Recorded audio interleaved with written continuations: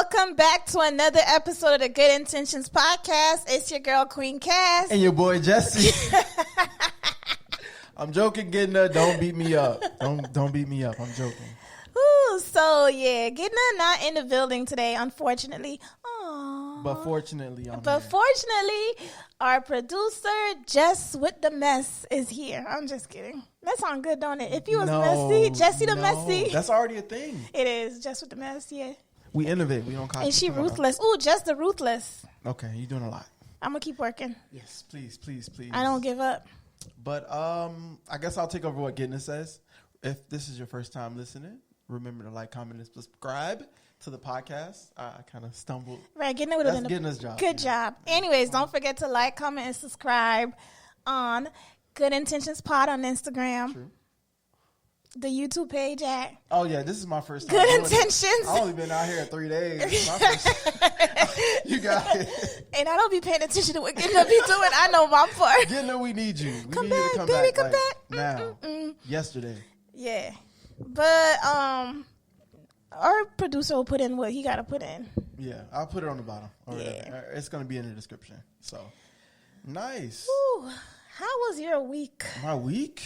I was a little under the weather, but I got better. I'm better now. Feeling a lot better.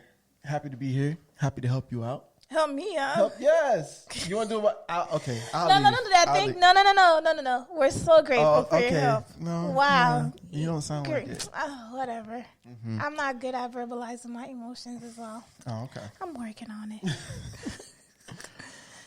So what are we gonna do today? So, how's your week? My bad, I'm being rude. Right, rude. My week was heavy. Yeah? It's a lot going on. Heavy. It's a lot going on in the world. And the other day on Wednesday, I had to take a mental health day. Like, I deleted all my social media, and I just watched Avatar all day. That's good. Yeah. That's good. Deleting your social media. How often do you do that? I usually don't do that often. I'm pretty good at tracking my state or like knowing how I feel. And I use social media a lot as a form of entertainment. And lately it hasn't been that. Right. Yeah. So lately it's been very heavy with all the Black Lives Matter protests and all these different things coming out in the light. So when your source of entertainment becomes information, and then like it was all these videos, all these protests, I had to take a day off. And with me, I was feeling like that too, right? And I kept on seeing all of the videos over and over again. And at first, I was just so angry that they were showing this man die over and over again. Right. And the way I felt, it was like watching myself die over and over again. Because he's a black man, right. I'm a black man. And I was just mad. I was like, I don't want to see myself die over and over again on the everywhere I go, on any social media. Right. But I was talking to one of my friends, and he said, well, imagine how his family feels. Imagine how he would have felt. He doesn't want to see that either. Right. But they don't have a choice. Right. So I really was like, yeah, social media is different now. Like, we talk about it all the time. Even like Kobe Bryant, his autopsy report came out, and I didn't read it, but people had it out everywhere. You know what I'm saying? Like, there's such a clear lack of privacy now, and it's such a great, powerful tool, because with a lot of protests, a lot of news were censoring a lot of different things. So we could go on Twitter, we could see what was happening in New York, we could see all these different things, but at the same time, there's no privacy. No privacy, especially if you're like a public figure. Like that's no privacy for you, man. But yeah, that social media. Yeah, sometimes you gotta detach. I had to, and when you detach, it's like you realize you're not that important. I don't know how to explain it. So when you're on social media, it's like you think you have to say something.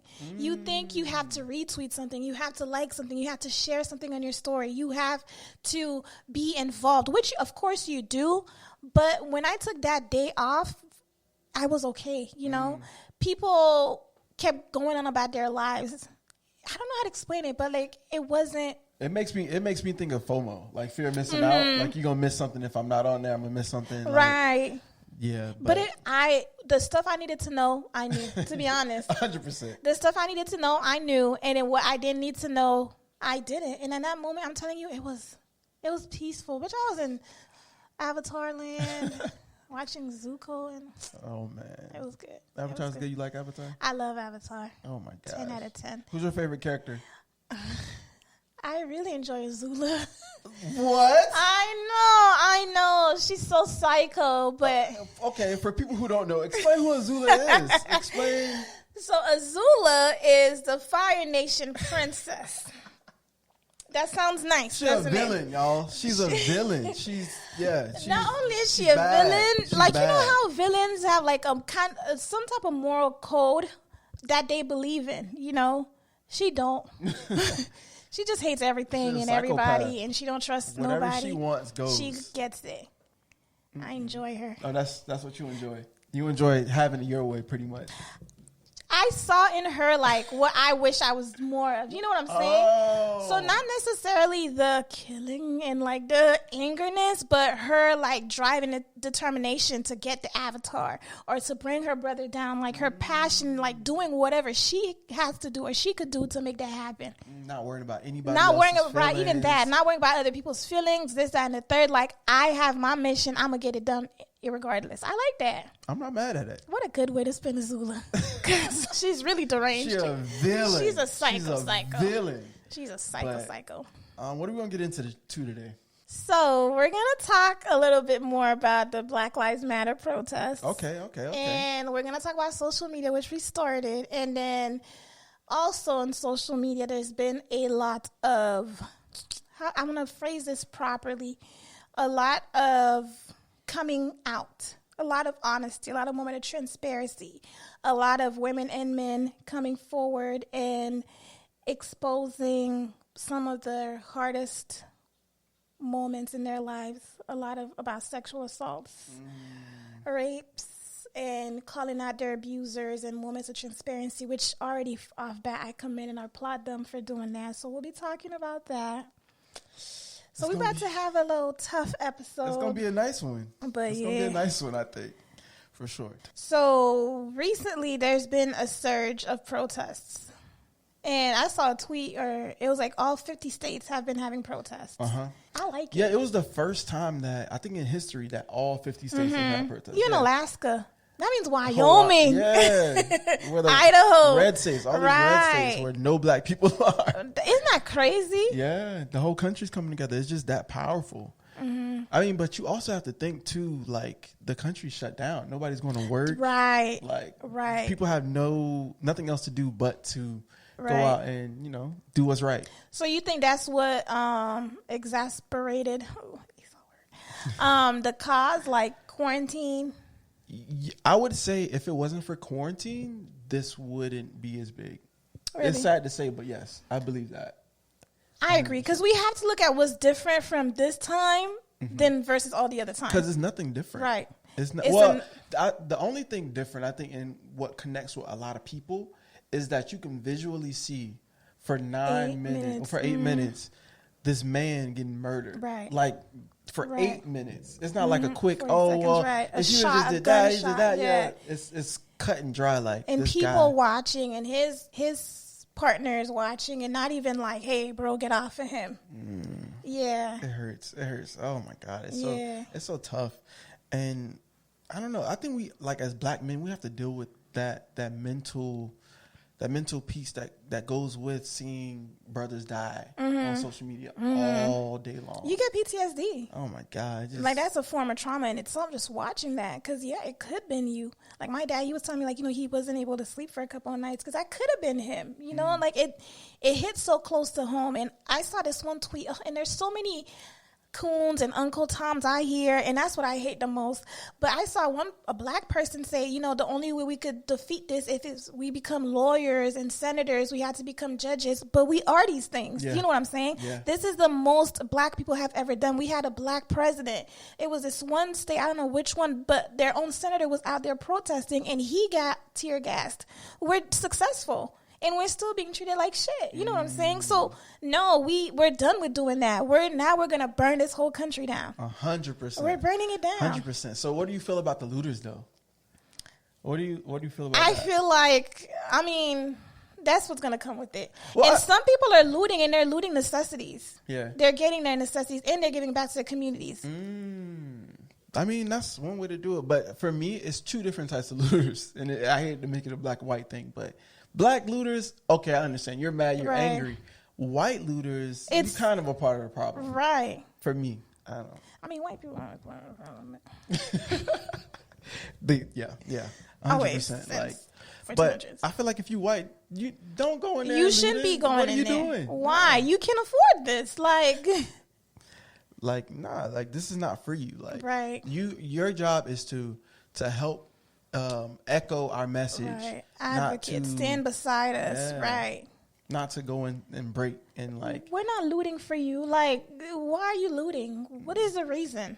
Somebody asked, a white person explain to me. Ooh, Conspiracy Cassie, right? So have you seen these like random like stacks of bricks? Yeah. Everywhere? What do you think that came from? The white people. But the police. You think it came from the police? I think they're purposefully creating this narrative. I think they're planting stuff in neighborhoods. But the police. And the white people. Yes. Well, same thing. Yeah, same thing. Same thing. Yeah, I think they're starting fires. I think they're provoking protesters for sure. Because it's so simple. But look, every protest be peaceful as soon as the police come. Every time. It's peaceful, and then there's a standoff, like we saw in Fort Lauderdale. It was a standoff. It was a woman kneeling, begging for Black Lives to Matter, and this white cop pushed her aside. I don't know if you've seen that. And that's when the black cop was like, no. Shout out to her, queen. And that's how that started.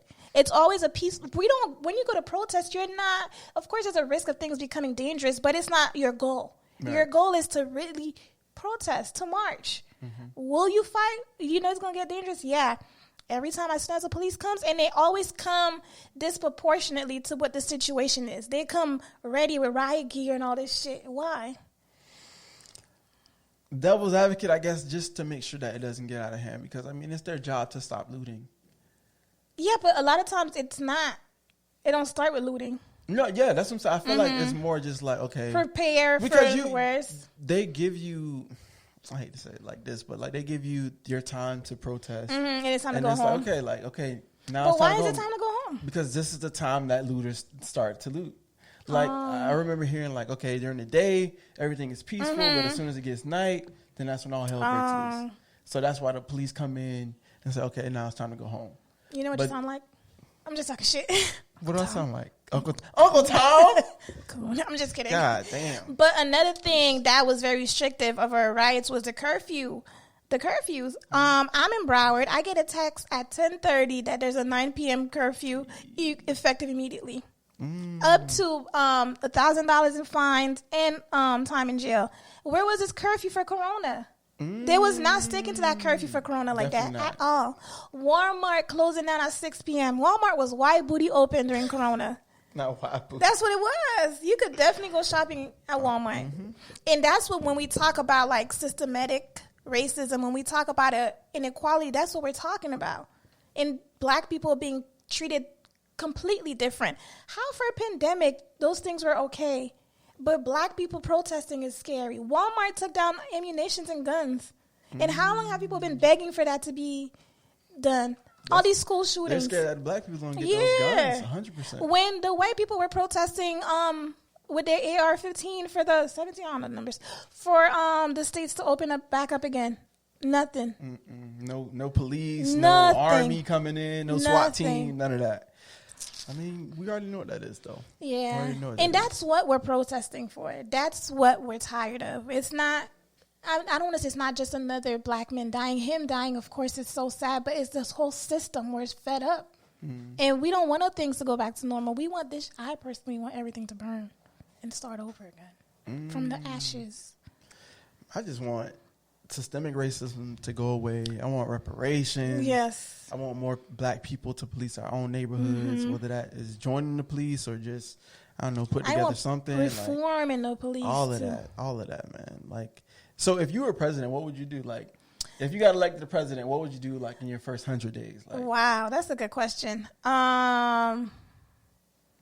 Definitely. Or some of the things, I guess. I would definitely figure out, it's a lot of money that goes into police. It's a lot of money. Like, their budgets is huge.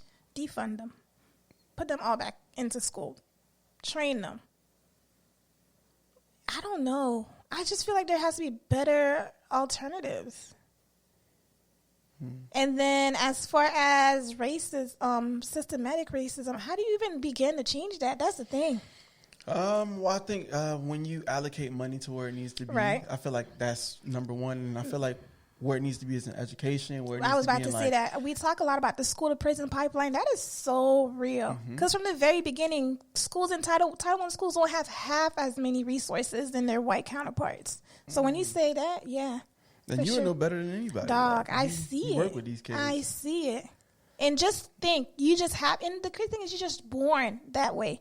You're born into the ghetto, and now you're 50,000 steps behind versus your white counterparts.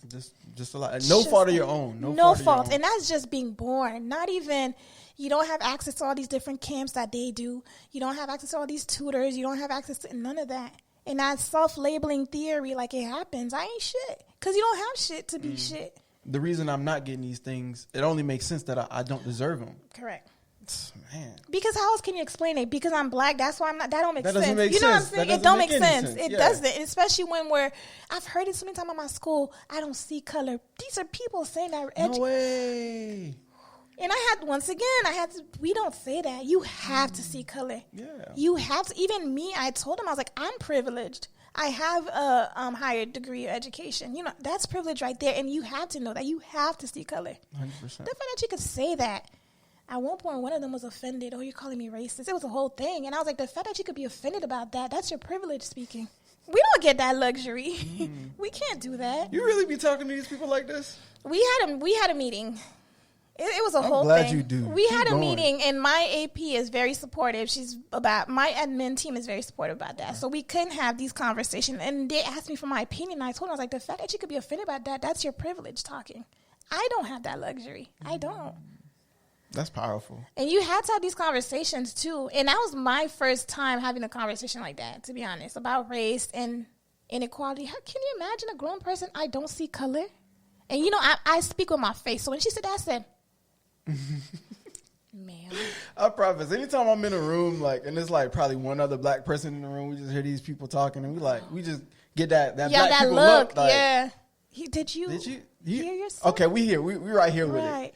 Okay. I can't be racist. I've been around black people all my life. Ma'am. You might be. I don't know. How long do you think it's going to continue? That's a good question. I see it already losing its momentum. Really? I see it losing its momentum. Which is the scary, sad part. Because once again, that day I took off social media. The next day, the timeline was kind of starting to get back to normal. Like, you were seeing more, like, personal things back to being tweeted, things like that. But I don't know. Two things that bother me. A lot of companies have come forward, their Black Lives Matter. Mm-hmm. That don't mean nothing. I don't want your statement. We want to see your money. Easy. We want you donate. Not even your money. We want to see your policies and your actual. Right. So Jackie Aina, this one makeup YouTuber, she has this whole movement. It was called Pull Up or Shut Up. Basically, show me the receipts about like your black employees. Show me how many black employees you hire. Show me your diversity. Yeah. Or shut up and retract your statement. I mean, we talk about social media and how it's bad, but I get so much information from that. Honestly. I remember I saw one, like a thread or whatever, and like you were saying, like the company came out and said, we support Black Lives Matter. Mm-hmm. And then somebody underneath it said, okay, well, show me your executive board. Mm-hmm. And it was all white. Yep. I think it was like one Spanish person in there. And she was like, oh, okay. Right. Because if you don't make a statement right now, you're supporting everything. Mm-hmm. And, of course, you don't want to support this. So, of course, I'm going to make a statement. Oh, my God, Black Lives Matter. We're so upset. Why are you upset? Where's them? Like you said, give me your money. Show me how supportive you are. 100%. Child. Yeah. We'll see how it goes, man. It's just such a weird time. They can just take 2020 back. Bro, the hurricanes are coming. Oh. And I know it's about to be bad because these last couple of weeks it's been pouring. Oh, yeah. It's been really bad weather. Really bad weather. But, I mean, through all of this, maybe we will see a change. And that's where I saw this perspective change. Let me see if I could read it. And I guess that could be your boss quote. And I typically don't like when people reframe things because I'm like, no, shit is terrible right now. But it was a nice quote. Hold on, let me find it. And that someone had posted. I mean, sometimes you just have to grow through the trauma, grow through the hardship. And come back. I remember I was watching a podcast and it was this therapist and she was saying when you're trying to get past whatever happened to you as a kid, like sometimes you got to have a conversation with yourself, like that child that's in you, and just look at him and say, thank you for getting through it. Thank you for doing whatever you had to do to survive and get me here. And now you can relax. Rest. You can relax now. No, honestly, that's called like talking to your inner child. We talk about healing your inner child or healing yourself. You really have to do that. Like forgive yourself for not knowing better. A lot of times, that's going to go great into our next topic. Like you did the best that you could with those resources. Thank you. Your time is done. Let me step up forward. Now I know better. Let me use these skills now for myself. 100%. But the quote, dang, I just had it. I did my nice little like cover up. Just like I put a nice little quote on there. Where's the quote, man? Where's the quote? Okay. What if 2020 isn't canceled? What if 2020 is the year we've been waiting for? A year so uncomfortable, so painful, so scary, so raw that it finally forces us to grow. A year that screams so loud, finally awakening us from our ignorant slumber. A year we finally accept the need to change, declare change, work for change, become the change.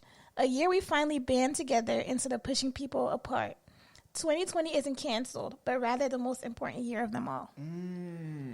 People don't want to hear that. Ooh, people don't want to. I don't want to hear it. Hey, man, because that's so uncomfortable for people. Because growth hurts.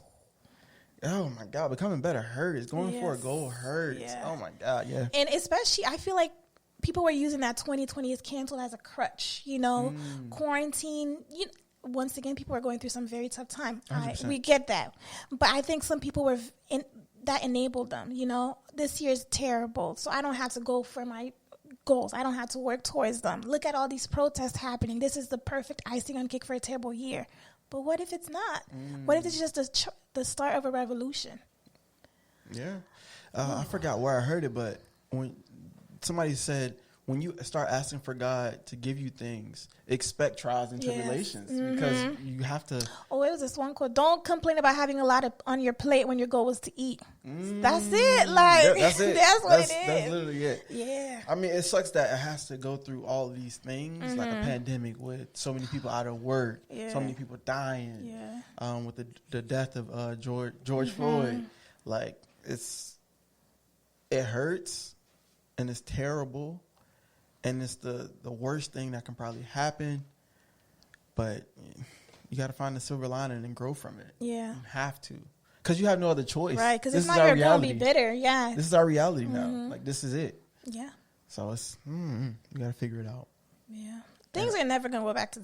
Oh, no. They can't. And I feel like the faster we realize that, the faster we can get out of it and get back on track to achieving our goals. Man, that's a hard reality, a harsh reality. Yeah. So what else we got on the topic today? We were talking about social media. I was on social media, like I said. I don't know how it started, but it was a movement that started with people talking about, how old they were with different sexual assaults experiences. Yeah, so like it would be like, I was 4, I was this age, I was this age. And what was so scary and heartbreaking was some ages were like 4, 5. Wow. And then some people had, like, you put however multiple ages you felt comfortable with. Some people had like 4, 7, 20. So I'm not familiar with it. I didn't know about this part of it. So people are going on Twitter and social media and basically saying that they were abused or molested and assaulted at these various ages. Wow. And a lot of people, that was their first time ever talking about it, and once again, that's the beauty in social media, because everyone was able to come and like support them. Like, thank you so much for talking about this. Like, because of you, I'm able to finally speak upon these things. The thing about like sexual abuse, rape, and all these different things is it comes with a lot of guilt and a lot of shame. That I did something. I wore this. That's why this happened. Or even a lot of times, and it was crazy. I saw this one tweet. It was like, people were like, oh, how come you didn't go to the police? And this other tweet was like, the same police we're protesting against. We don't trust them. They don't trust us. And a lot of rape kids don't get processed. Like, there's so many, if a thing needs reformed, is sexual abuse and all that system. But people were coming forward, and people were also coming forward with their abusers and their stories. So like putting them out Instagram, Twitter, all these different things, putting them out, and in situations that happen. And it was, wow. And it's people that sometimes are close to you that you would never ever think these things about. And it just made me think, okay, I don't want to like give them any ground, but like, did they know what was going on? What was their mindset when it was going on, when it was happening? I don't know how to navigate through that. It's such a touchy subject. It is a very touchy subject. It is a touchy subject, and a lot of it comes from how society has dealt with it. If victim shaming is applied to anything, it should be for that. What were you wearing? What signs did you give him? Why did you go up to the room with him? Why did you let him kiss you? Not understanding that you can revoke your consent at any time. You know what I'm saying? Mm-hmm. And one thing that is particularly hard for people to understand is like you could be raped in your own relationship. Just because that's your boyfriend doesn't mean that you have to have sex with them all the time. You don't have to. And people find that harder to, that's your boyfriend. He didn't rape you. You just didn't want to have sex with him. Yeah, I didn't want to have sex with him. So he raped me. That's what it is. Go on that a little bit further. So you mean, okay, you're in a relationship and the guy or girl, because guys can get raped as well. And we need to. So you're about to engage in sexual activity and the girl is like, man, I don't feel like doing it today. I'm tired. And the guy's like, but I want to have sex. That's coercion. Like how would it go? So we were talking about coercion, rape, as well as being in a relationship and also being married and being raped by your partner, being raped by your husband, by your spouse, because that is a thing. And it's hard for people to believe that that's a thing. But the moment that you say, no, you don't want to have sex, and someone continues to have sex with you, that's rape. The minute that you say, no, I don't want to have sex with you, and you stay here, you beg, please, come on, man, come on. And then you feel compelled to say yes, that's coercion. That's sexual abuse. That's so tough because, I mean, that's kind of like I want to make sure I say this right. the right way. Like when we're having these conversations, it's so tough too because you don't want to be insensitive, you don't want to be ill. Because I mean, so in society, I guess it's the guy's like but like duty to initiate. Yeah, to initiate to like, okay, I want you to show that he wants the girl and like I guess get her in the mood or whatever. So I can see how easily that could be confused in a situation like where you're pressuring somebody versus I don't even know turning you on or like getting you in the mood. And that's once again that fine line. And one thing about sexual abuse, once again, for me, personal opinion, if that's not how you feel, because I really have to give that disclaimer. With sexual abuse, like sexual abuse could be someone touching you without your consent, grabbing your private part without your consent. Like, you know, when you go to parties and guys just be... I don't. You don't know. But I wish a nigga would. Okay. But guys just be grabbing on you, things like that. With that type of sexual abuse, for me, a lot of it comes with whether you're uncomfortable or not. So sometimes you don't mind getting your butt grabbed, right? Maybe you're going to the party. Some people that might not bother them, right? Yeah. And someone else, that's terrible. That's life changing. It's the same act. It's just how you react. So at least for me, for coercion, maybe okay, he got me in the mood. I'm okay. But if I really felt uncomfortable, I really didn't want to. The whole time we're having sex, I'm not enjoying it. That's different. And I hate to. This is just the whole conversation. I'm just walking on eggshells. I know. I'm just walking on eggshells. So, what duty is it for a woman to kind of say no or like, I'm not enjoying this. Stop. And that comes with, as women, we're taught to please. Do whatever it takes to please your guy. You know what I'm saying? If he wants to have sex, just have it. But sometimes you don't want to. You're tired. And so then you feel pressured. Oh, my gosh, you're not even enjoying it. So as a woman, it's tough. A lot of women don't realize it, but they might have been sexually abused because you didn't want to. But you felt compelled. You felt like that was your duty as a wife. And I think the interesting thing that's happening is like our perceptions and understanding of these social norms is changing at a much faster rate than we are as people. Right. So, and I think that's what's kind of like putting people in such an awkward position. So recently there was something that happened on Twitter where, I don't know if you know what stealthing is. I do not. I'm not on Twitter. I'm a grandpa. When it this comes is to not just a Twitter thing, but stealthing is when you're having sex with someone and the guy removes the condom and continues to have sex with you. That's rape. Whoa. That's rape. Because you consented to have sex with a condom, not without a condom. Yeah. A lot of people don't know that that's rape, and a lot of guys are doing that. So it was this thing where people were airing out guys for doing that, for stealthing. And the guy was like, I didn't know that there was something, I didn't know that was wrong. So there's a lot, like you said, there's a lot of miseducation. There's a lot of stuff that, because when you think about it, sexual abuse education is just now starting. Right. When we talk about consent and all these different things, that's probably been 20 years max of that. We're 25, so that means we're not up to par when it comes to things like that and body autonomy.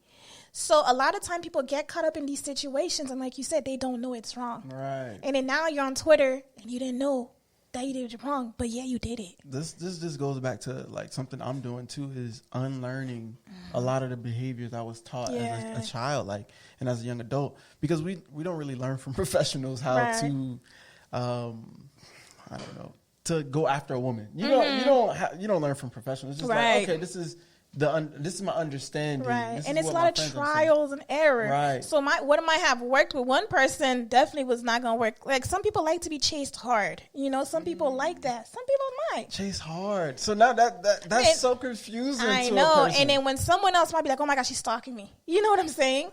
Once again, every case is different. It's about how that woman feels. Does she feel safe? Does she feel protected? Does she feel like she still has autonomy over her own body? That's what it really comes down to. So you might be doing the same thing. That's why a lot of time you'll see guys have like a long history of rape allegations, and they don't understand that what they're doing is wrong because they might have worked previously before and no one has ever come forward. Nobody ever said anything about it. They never knew that some guys have been raping. They don't know they've been raping. And then they think teach it's other okay. people, all I do is just do take this. it. All I do is I give her a couple drinks and we good to go. Bro. And it's so, when all these people were coming forward, it's so many homeboys protecting their homeboys, their rapist homeboy. It was mind-boggling. Well, that puts them in an awkward position. I've been hanging out with this person forever. I know who they are. I know he would never knowingly, I guess, sexually assaults, rape, like you wouldn't believe that. Right. Just like a mother wouldn't believe that about her son, her daughter. Like it puts you in an awkward position. It is. Personally, if I was a guy and my homeboy, my close homeboy, I don't know what I'd do. Like, you're right. Like, this is someone I grew up with. This is someone I know. And I hear these things about him. It's like, fuck. Dude, what the fuck? You know what I'm saying? And it's like, how do you hold him accountable for his actions? Because that's not something that you condone. But at the same time, that's your homeboy. But at the same time, what the fuck? We don't do that shit. You know what I'm saying? Yeah. So I can understand as a homeboy, like, how conflicted you must feel. But as a woman, for me, I always believe a woman. I do. As a woman, like, if you tell me that's your abuser, unfriend, delete, I did it. That's why I don't have, not even the luxury, I don't care to question you because I know you've been questioned enough. You know what I'm saying? I know you've gone what you've gone through, and especially like when we talk about the school system, if this happened when we were in college, and it's someone that you see every day, or someone had the same friend group as you, how many friends you lost, I can only imagine what you went through. The little bit of support I could give you to know that I hear you, I stand by you, I'll do that. Yeah. Believe women. I mean, that's just really what it is. Yeah. I know. Let's just not say that. With that topic, it's a lot. If you don't, just be quiet. If you ain't got nothing to say, just be quiet. And I seen a lot of people talking out their ass. Just talking out their ass. Just talking. Yeah. You don't know what happened. And because you don't know what happened, you can't negate someone else's experience. You can't. Especially about something like that. Something like that. Yeah. I mean, and another thing, if somebody's loved one, like, you are going, like, you have to understand your bias. Like, of course, you're going to believe that person because you love them. That's your and you person. know them, that's your dog. Yeah. So. But you don't know everything. That's true. Because you don't know what kind of childhood they had. You know what I'm saying?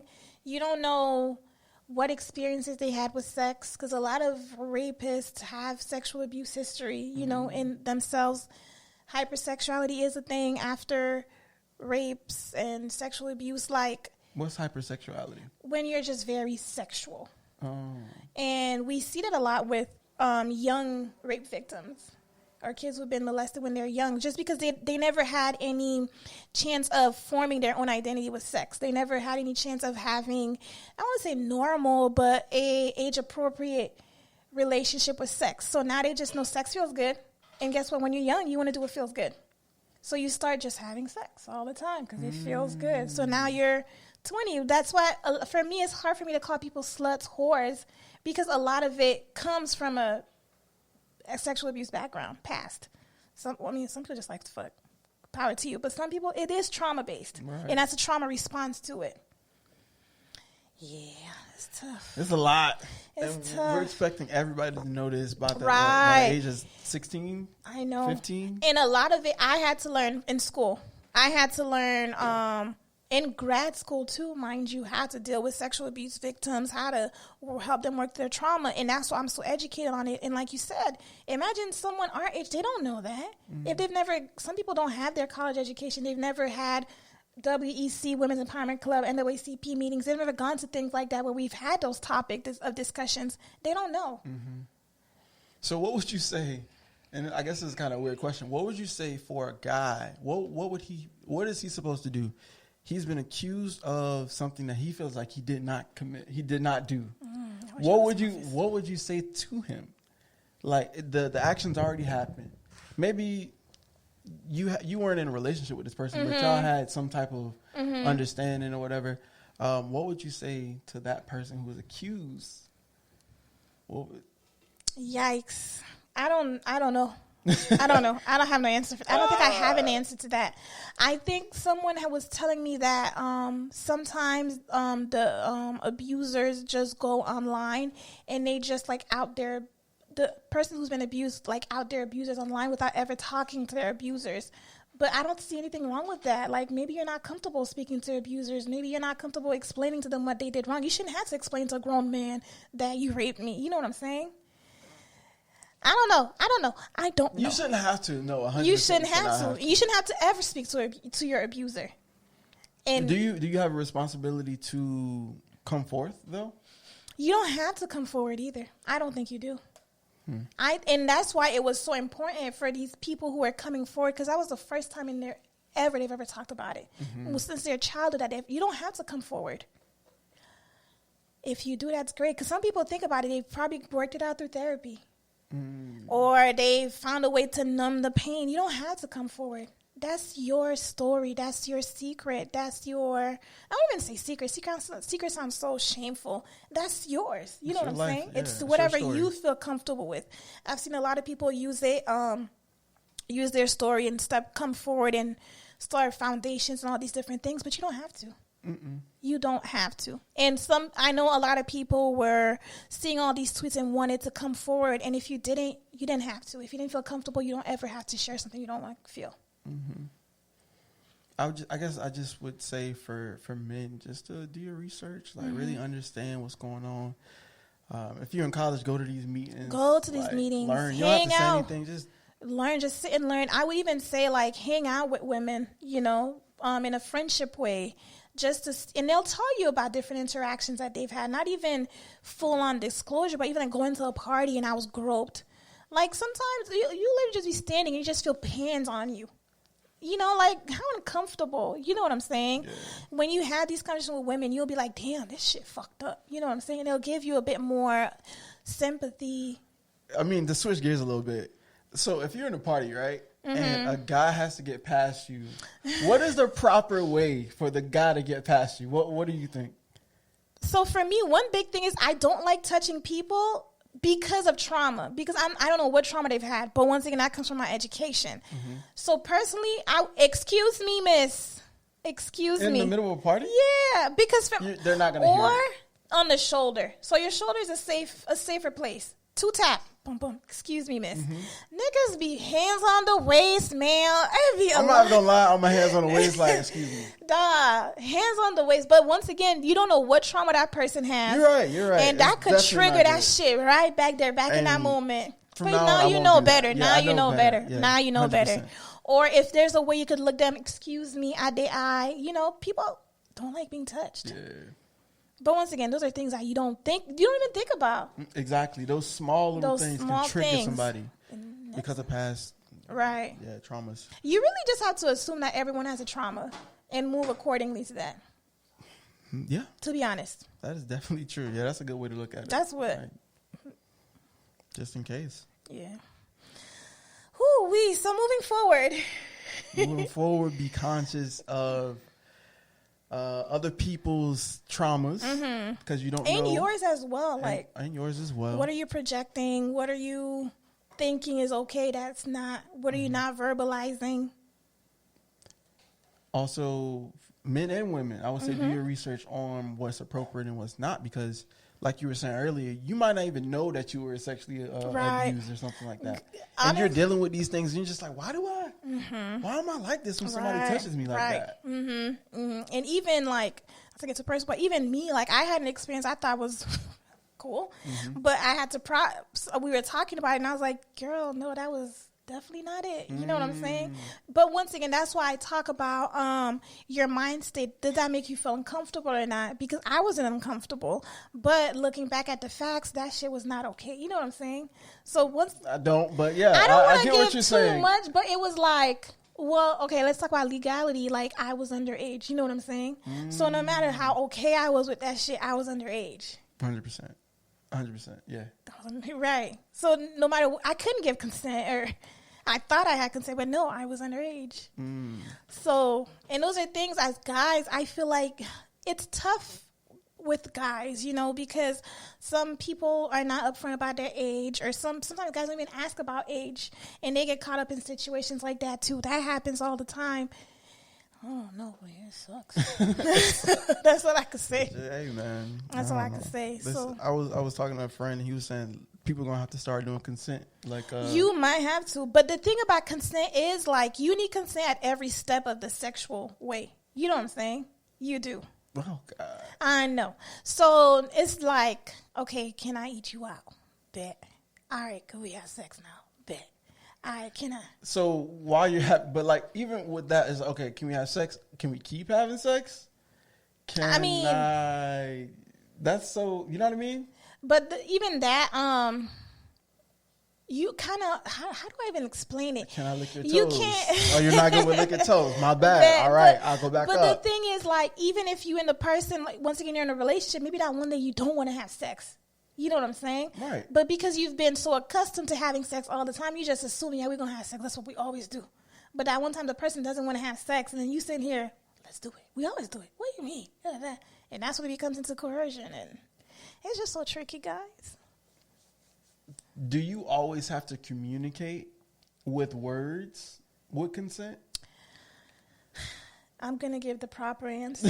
Yes. Yes. So you just can't start having sex with somebody. And you always have to say, can we have sex? The proper way? Oh, because, once again, this is being recorded. I don't know who's going to find me later. I hear you. I hear you. Yes. I understand. It's just... Because that's what happens a lot with the rapist. She wanted it. They always say she wanted it. She was okay. She didn't stop me. She was okay with it. Oh. Right. Because, and mind you, your body is going to react to sexual touches.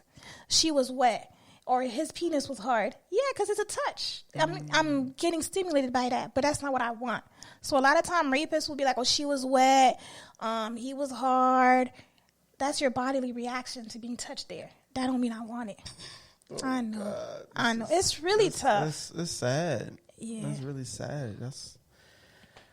But wow, we went deep. Yeah. We did a deep cut. Yeah. So moving forward, how could we... we gotta end. Yeah. We tried to end. We tried to end about 15 minutes ago. I know. On a lighter note, I don't even know what to say. I think that's why it's so important to have a partner that you can communicate with. 100%. Communication is key. Communication is key. Hey, I didn't like that. Or this happened. I didn't like it. I didn't feel comfortable. Someone who respects you. Ladies, don't go to parties. Don't go over guys' house by yourselves. Make sure your drink is always covered. Like, we say all these different things. And just be safe. Guys, don't be doing that shit, man. And girls, too. Girls rape guys, too. Fuck, bro. Chill. It's so much pussy out here. Like, bro. I don't know, really. Just do better. 2020, come on. This is a year of change. If this is like resonating with you and you was like, damn, bitch, maybe I'm a rapist, just do better, you know? And women or guys, everyone. Would you say that they should contact that person and be like, I'm sorry that this happened, or I feel weird about it? Would you? If I was listening to this podcast and I realized there was an experience like this that happened, I would reach out. I'd be like, hey, I was listening to something, or with all these things going on, I realized that I potentially may have made you uncomfortable or forced you to do something that you didn't want to.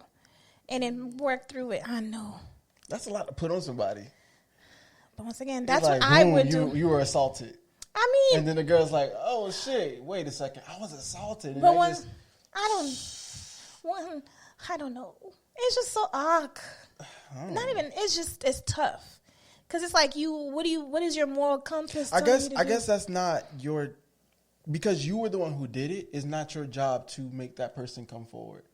They don't have to come forward, but you can still take accountability for your actions. That's what I'm saying, but I feel like it's more for your well-being than them. Clear conditions? That depends.